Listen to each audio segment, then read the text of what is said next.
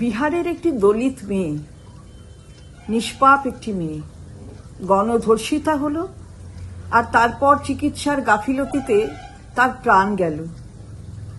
বিহারের স্বাস্থ্যমন্ত্রী, তাঁর নাম কি? মঙ্গল পাণ্ডে।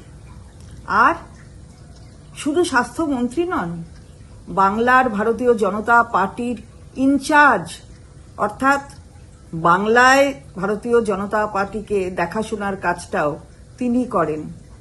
তো স্বাস্থ্যমন্ত্রী একটু দেখবেন কি, ভাববেন কি যে বিহারের স্বাস্থ্য পরিষেবার এই ধরনের অধঃপতন হচ্ছে কেন? কেন ঠিক সময় তাকে হাসপাতালে নিয়ে যাওয়া হলো না? কি বা ছিল যাতে মেয়েটিকে এরমভাবে প্রাণ দিতে হলো বিনা চিকিৎসায়? আর নিরাপত্তার কথা বলেন, আপনি বলেন, এই দেশের প্রধানমন্ত্রী মোদিজি বলেন মেয়েদের নিরাপত্তা।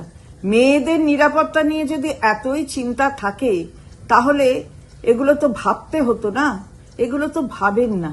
তাহলে আজকে বিহারের স্বাস্থ্য পরিষেবা যে এই জায়গায় গেছে তার জন্য দায়ী কে? দায়টা নেবেন তো নাকি?